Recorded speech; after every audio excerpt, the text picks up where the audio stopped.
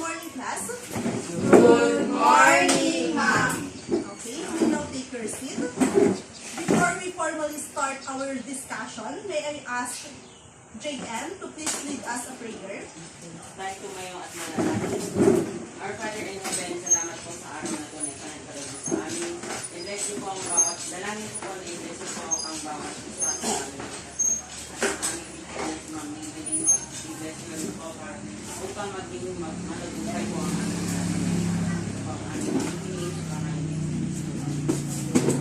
Thank you, JM, for that very encouraging prayer.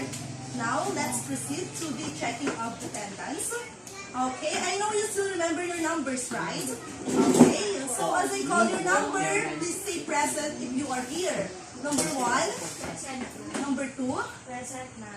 number 3, present. number 4, Present, ma'am. number 5. Present, ma'am. Alright, very good. You are all here. I want to congratulate you for being here today. Okay, class, please give yourselves a round of applause. Alright. Now, let's proceed to the first activity. But before that, I'm gonna ask you something. Have you ever tried pretending that you are okay even if you're not? Yes, ma'am. Okay. When someone is asking you if you are okay, have you tried saying that yes, I'm fine, I'm doing great, even if you're not? Yes, ma'am. Okay, that's natural. Your feelings are valid. All right. LJ, would you mind to share some of your experiences when you have tried pretending that you are okay, even if you're not? Bluetooth mode. When I got down. You get down because, or is it Connected. confidential? I'm not feeling. What are the instances that you have tried pretending that you are okay even if you're not? Because of my insecurities. Oh, okay. You are insecure about? About the girls I saw online. Okay, but LJ, you must not be insecure of other girls because all of us have our own beauty. All of us has our own differences. So we must learn to embrace our flaws and insecurities, okay? Yes, ma'am. Okay, very good. How about the others? Do you want to share your experiences? Okay, you don't want to. Is it confidential?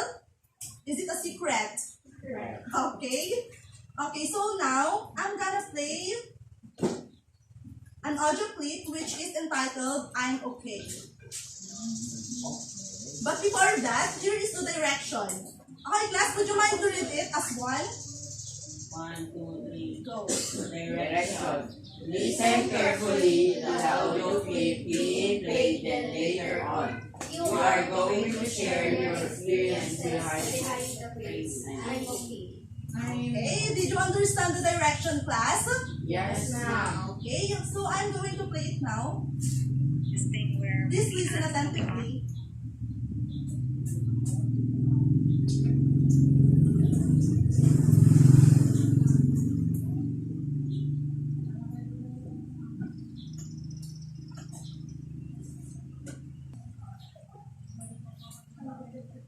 I'm okay. You know, there's this thing, and it happens quite often. This thing where we'll be asked how we are, and our automatic response is, I'm okay. Now, sometimes it's true, but other times that I'm okay is covering up the fact that I've had restless nights, breaking moments, worries on top of worries, and I hate to say it, even suicidal thoughts. But to you, to a stranger, a teacher, a classmate, a friend, even my mother, I'll say, I'm okay. I don't want to be put into this box, into this label, where I'm known as that sad and depressed person no one wants to be around. I'll fake a smile if I have to. Laugh, be as friendly as possible, and act like I know what the hell I'm doing. Maybe if I pretend on those really bad days, I'll start to feel like I'm actually okay. You know, faking until it feels real. It sounds crazy, silly, but we all do it sometimes. I just happen to do it more often than others.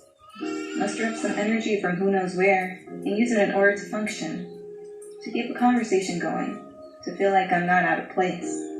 I feel my heart beating, my chest moving, and I know that I'm alive. And yet I sigh. Because I feel like I'm not meeting this quota that I need to fulfill. I'll meet your eyes and give a friendly wave while inside I feel a horrible weight crushing me down, shaky hands and sporadic thoughts that remind me of all the things I fear. I question. I wonder. I try to avoid. But hey, I'm okay. The sun has come up and has given me another day. So I'll play. I'll play the part when it's not really there. Look joyful, full of life. Look like someone that has the world in their hands. I'm okay, is what I'll say. So no one will see the hurricane that is slowly coming my way.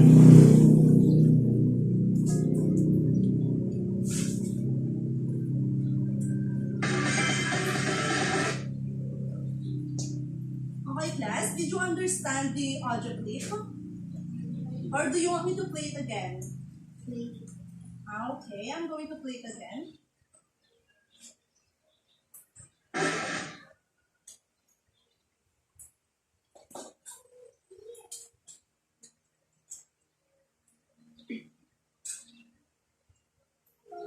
You know, there's this thing, and it happens quite often. This thing where we'll be asked how we are, and our automatic response is, I'm okay. Now, sometimes it's true, but other times that I'm okay is covering up the fact that I've had restless nights, breaking moments, worries on top of worries, and I hate to say it, even suicidal thoughts. But to you, to a stranger, a teacher, a classmate, a friend, even my mother, I'll say I'm okay. I don't want to be put into this box, into this label, where I'm known as that sad and depressed person no one wants to be around. I'll fake a smile if I have to. Laugh, be as friendly as possible, and act like I know what the hell I'm doing. Maybe if I pretend on those really bad days, I'll start to feel like I'm actually okay. You know, faking until it feels real. It sounds crazy, silly, but we all do it sometimes. I just happen to do it more often than others. Muster up some energy from who knows where, and use it in order to function, to keep a conversation going, to feel like I'm not out of place. I feel my heart beating, my chest moving, and I know that I'm alive. And yet I sigh. Because I feel like I'm not meeting this quota that I need to fulfill. I'll meet your eyes and give a friendly wave while inside I feel a horrible weight crushing me down, shaky hands and sporadic thoughts that remind me of all the things I fear. I question. I wonder. I try to avoid. But hey, I'm okay. The sun has come up and has given me another day. So I'll play. I'll play the part when it's not really there. Look joyful, full of life. Look like someone that has the world in their hands. I'm okay, is what I'll say. So no one will see the hurricane that is slowly coming my way. Okay, so did you understand the poem, class? Okay, so here's the question. Disconnected.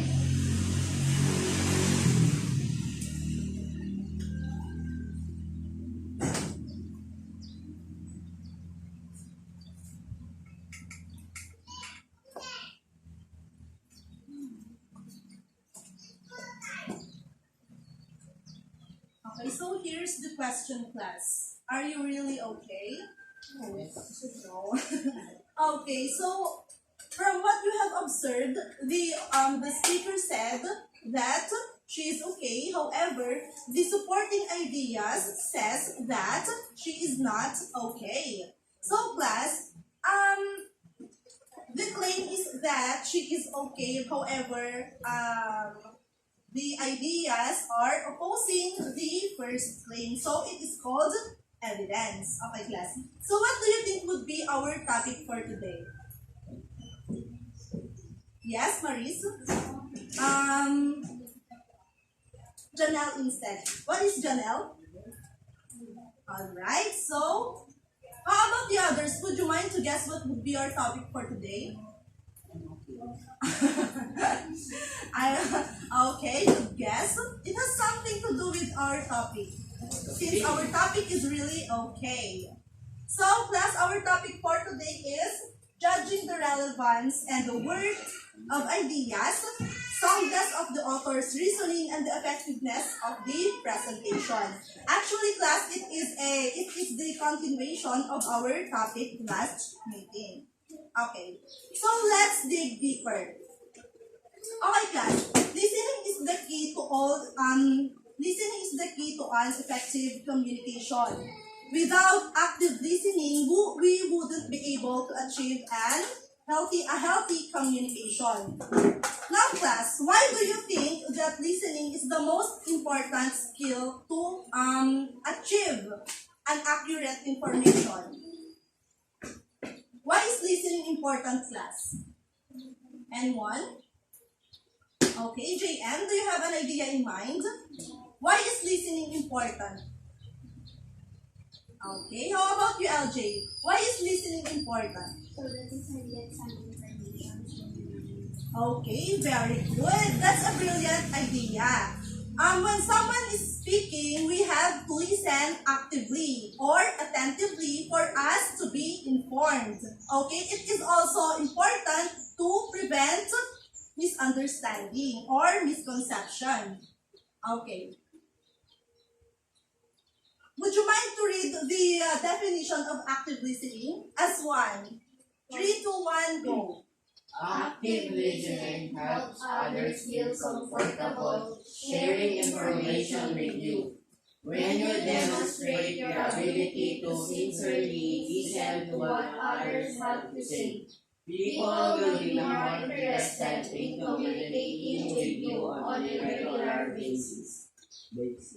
Okay, very good. Thank you for reading. That's why, class, listening is very important. Not only in securing information, but also in providing evidence. And speaking of evidence, what idea comes first in your mind, class, when you hear the word evidence? Okay, you may check your dictionaries for the definition of evidence. Okay, class, everybody, you may check your phone, browse it, and look for the definition of evidence.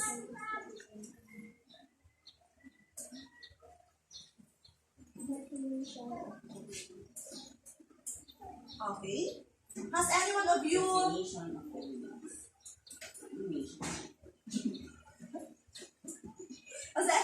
found the definition of evidence?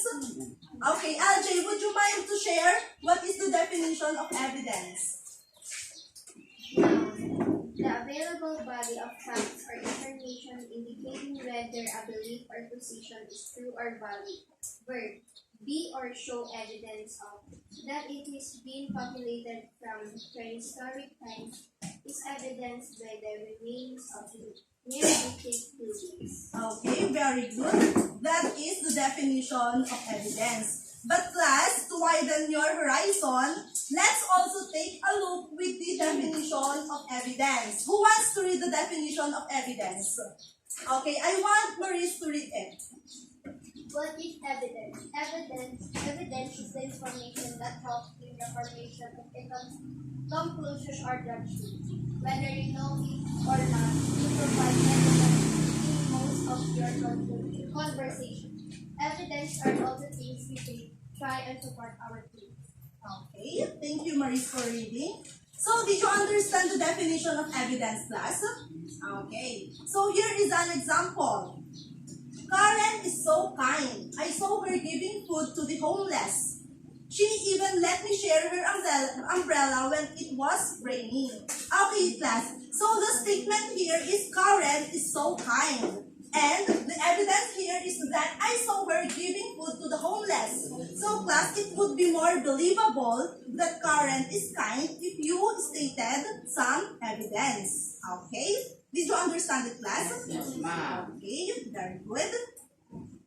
Now, let us see. Okay, class. So here are I am going to present also some examples of evidence in writing. Okay, here's the first type of evidence, which is statistical evidence.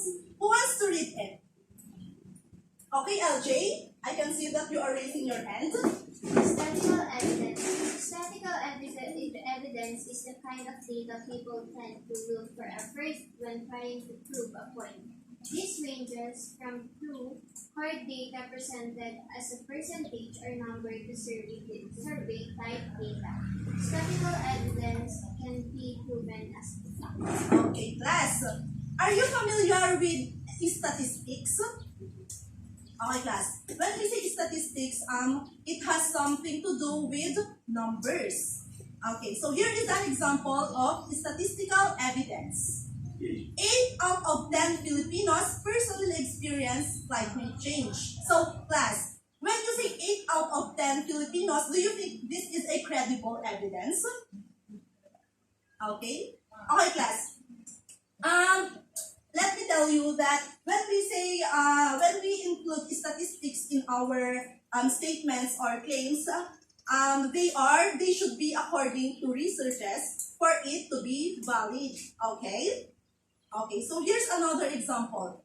Nearly 75% of Asian American and Pacific Islander women in US report experiencing racism, discrimination over the past years. Okay. So when we say statistical evidence, class, every time that we use numbers to support our claims, we are already using statistical evidence. Okay? So bear in mind that when you see a statement or an argument which makes use of numbers, it is already using statistical evidence. Okay? Did you understand, class? Okay. Do you have any question about statistical evidence? Alright, if that's the case, let's proceed to the next type of evidence, which is testimonial evidence. Who wants to read it?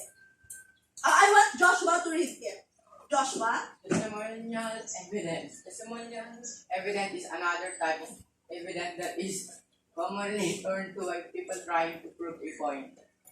The use of celebrities as a credibility evidence can be considered testimonial in nature. Okay, thank you, Joshua, for reading. When we say testimonial evidence, class, okay. Testimonial evidence can also be collected from experts and authorities in a given field. Example, if you were writing about how efficient oil is, it will be ways to include a someone who was able to get better through this product.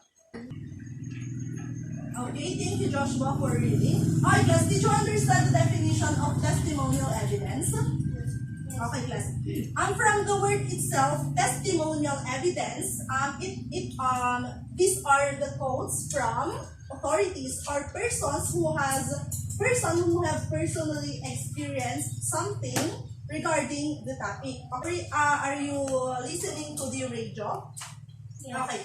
Have you encountered the advertisement which is about efficacent oil? Diba?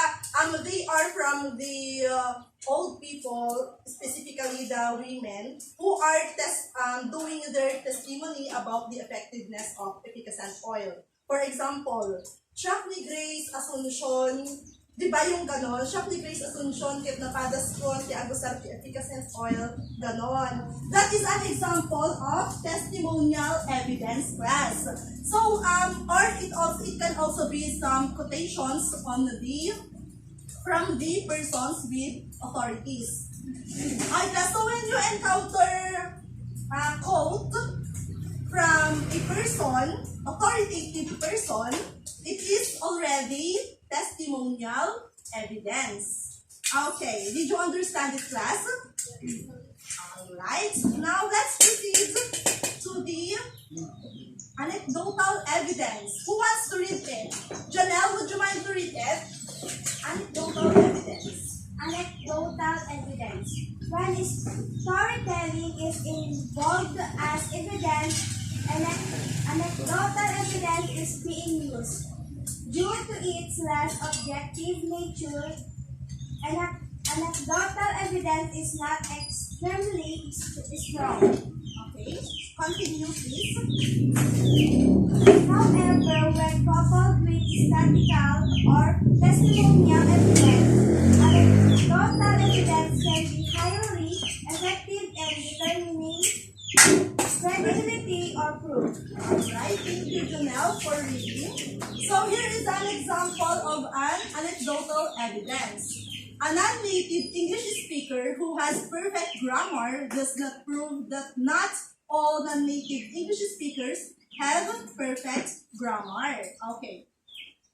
So class, anecdotes are examples or stories about individual experiences. When we say anecdotal evidence, these are experiences, personal experiences from persons who have experienced something. They already have experienced to the certain thing that they are pertaining to. That is why anecdotal evidences are not so strong, unlike statistical evidence, because they are what we call it. They are subjective. They are from personal experiences.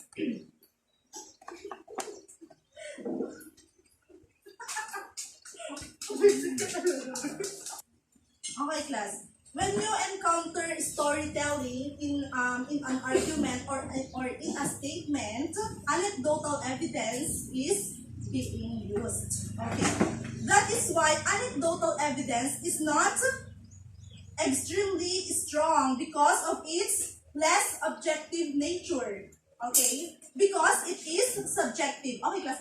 When we say objective, it is a fact. It is based on a fact or a scientific explanation. However, when we say subjective, it's about personal experiences.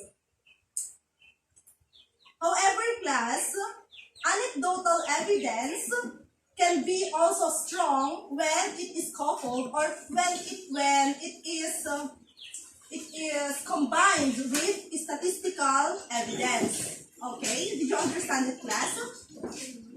Alright. How about this example, class? Did you understand it?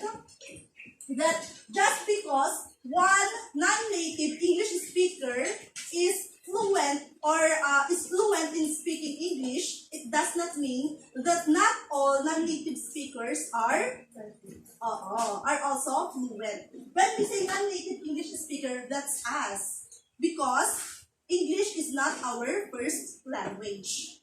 Okay? Did you understand it, class? Okay, very good. Now let's proceed to the last evidence, which is analogical evidence. Who wants to read it? JM, would you mind to read it? Analogical evidence. Analogies are comparisons between two things that share many common traits or characteristics. They often use the word like or as when making the comparison. Okay, thank you for reading. Here's another definition. Analogical evidence is useful in many essays because it can help the reader make sense of complicated ideas or concepts through comparing two things that are alike in some way. Okay? So when we say analogical evidence, analogies class is the act of comparing something to another thing. So when we say analogical evidence class, for example, LJ is an engineer and her boss tasked her to make a report about the river. However, that river is not yet known. Therefore, there are not yet informations that are published about that river. So LJ will take a look for another river which has the same characteristics with that certain river. So she will just compare those informations to submit an evidence. So bear in mind, class, that when we say analogical evidence, it is about comparison or comparing two things. Okay, did you understand, class? Alright, very good. So do you still have any questions in mind? Okay, very good. So let's proceed to our activity entitled Write What's Right. Okay, LJ, would you mind to read the direction, please? You will be divided into two groups determining whether the statement represents statistical evidence, testimonial evidence, anecdotal evidence, or analogical evidence. Write your answer on a blank paper. You can only raise your answers when I give you the go signal. Alright, thank you, LJ, for reading. Class, did you understand the direction? Okay, so, how will be your grouping? LJ, are you going to group them and the both of you? Is it okay? Okay, very good. Okay, class, so are you ready? Okay. It is considered as one of the strongest type of evidence since it provides numbers and percentage to support the claim. Okay, class? You can only raise your bond paper after my go signal. Okay, class? 1, 2, 3, go. Alright? I can see statistical evidence. Alright, very good. Now let's proceed to number 2. It is considered as one of the weakest types of evidence since the text only relies on the conclusion based on the comparison. Alright, it compares two things. Okay, class? Compared to these. Yes. This evidence is when you are comparing two things from one another. Okay, class, are you ready? At the count of 3, you are going to raise your answers. 1, 2, 3, go. Okay. LJ's group answered analogical, while Janelle's group, okay, very good. You are both correct. Now let's proceed to the number 3. This type of evidence is often used in the form of a lesson learned to illustrate a general claim made in the essay. Okay? Lesson learned or your personal experience.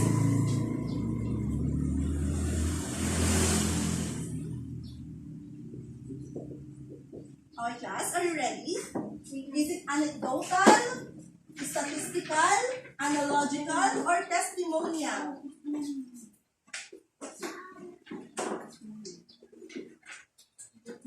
Ano ulit yung choices mo? Anecdotal, statistical, analogical, and testimonial. Okay? Choose only from the 4 types. Okay, class, are you ready? At the count of 3. 1, 2, 3, go! Okay, LJ's group answered testimonial, while Janelle's group answered anecdotal. Alright, so the answer, class, is anecdotal evidence. Since the clue here is the lesson learned, it's from your personal experience. So, your score is 3 and 2. Okay, let's proceed to number 4. This type of evidence uses testimonies collected from experts and authorities in a given field. Yes. Is it anecdotal, testimonial, statistical, or analogical? Class, are you ready? 3, 2, 1, go! Okay, LJ's group answered testimonial and Janelle's group also answered testimonial. Very good. You got it right. Now let's proceed to number 5. This type of evidence can be proven as fact. This type of evidence can be proven as fact.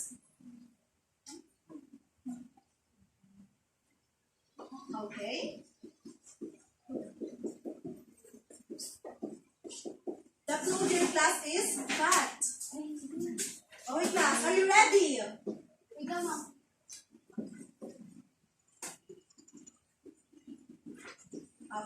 I'm going to count. 3, 2, 1, go! Okay, LJ's group answered anecdotal, while Janelle's group answered statistical. Okay, class, the correct answer is statistical evidence. As what I have mentioned earlier, class, the numbers and percentage are considered as fact because they are according to researches. Alright, did you understand it, class? Good. Now let's proceed to number 6. 85% of women spend time in doing household activities on average day in 2015. Okay. Is it statistical, anecdotal, analogical, or testimonial? Okay? 1, 2, 3. Alright, so let's wait for LBC.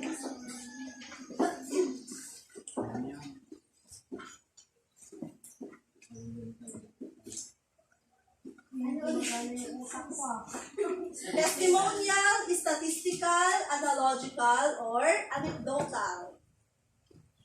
Only choose from those 4 types. Okay, class, are you ready? At the count of 3, you are going to raise your papers. 1, 2, 3, go! I can see Janelle's group is statistical also for LJ's group. Very good. Statistical is the answer. Both of you got it correct. Let's proceed to number 7. This type of evidence is not extremely strong due to its less objective nature. Okay. This type of evidence is not extremely strong due to its less objective nature. Okay. Okay.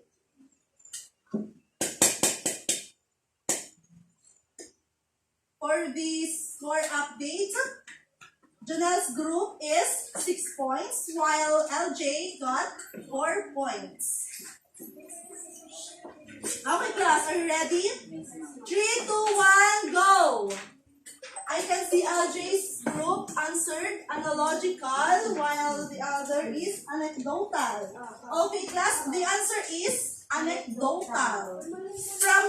From the word itself, anecdotes, they're stories. And stories are subjective. They are not objective. Okay? LJ's group, better luck next time, okay? Keep going. Alright, number 8. When storytelling is involved, this type of evidence is used. Okay. When storytelling is involved, this type of evidence is used. Okay, are you ready? 3, 2, 1, go! LJ's group answered anecdotal, and anecdotal are also for Janelle. Okay, very good. The correct answer is anecdotal evidence.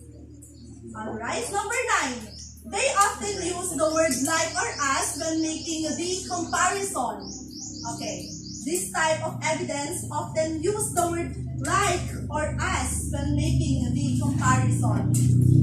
Okay, are you ready?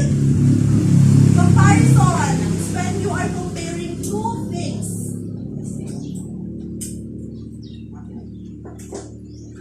Okay, are you ready, class?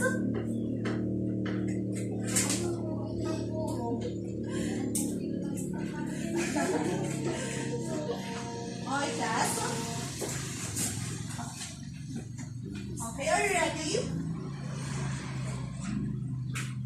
Is it analogical, anecdotal, or 3, 2, 1, go? Okay, LJ's group answered statistical evidence, while Janelle's group answered analogical. Okay, so the answer, class, is analogical evidence. Since you are comparing 2 different things. Okay? Okay. Number 10, the last one. Air pollution causes 17,000 deaths in South Korea in 2017. Okay, what's the answer? Okay, are you ready, class? Are you ready? 3, 2, 1, go! Statistical, alright, very good. The both of you got the correct answer. Okay, Janelle's group got perfect, while LJ's group got 7 points. Alright. However, clap for yourselves since you have exerted some effort. Very good class. You are indeed brilliant. Okay. So, did you enjoy the activity class? Yes, ma'am. Alright, very good. So, let's do a recap. Now, who among you can summarize the lesson we have discussed earlier? Judging the relevance idea. Yes, please stand up, Joshua. JM. Judging the relevance idea. Yes, very good. It's judging the relevance of ideas. How about the 4 types of evidences? Yes, Maurice?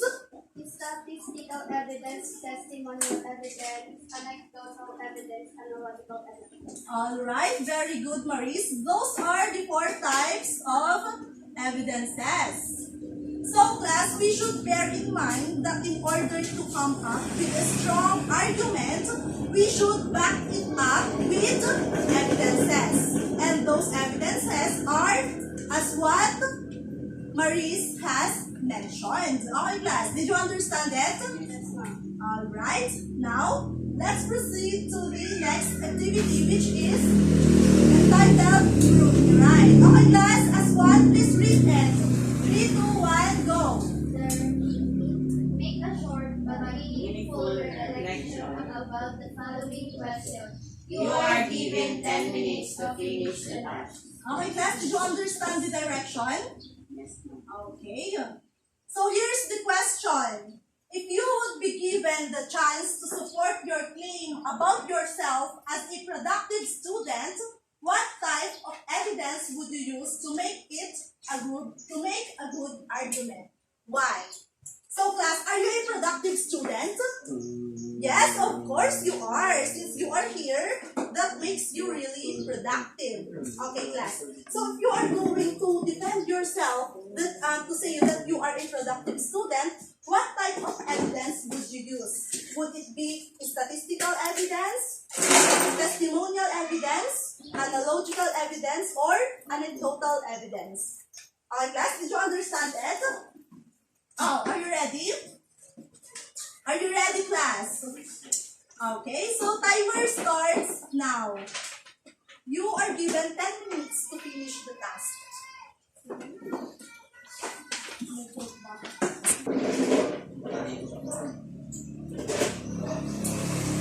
Okay, class. Take time to compose your ideas. You have to defend yourselves because you are productive students. Okay, class. When I read your outputs, there should be at least one evidence that supports your claim.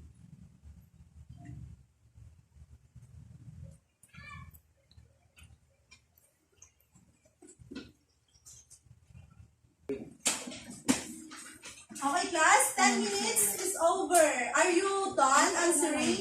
Yes, ma'am. Okay, so let me collect your answers now.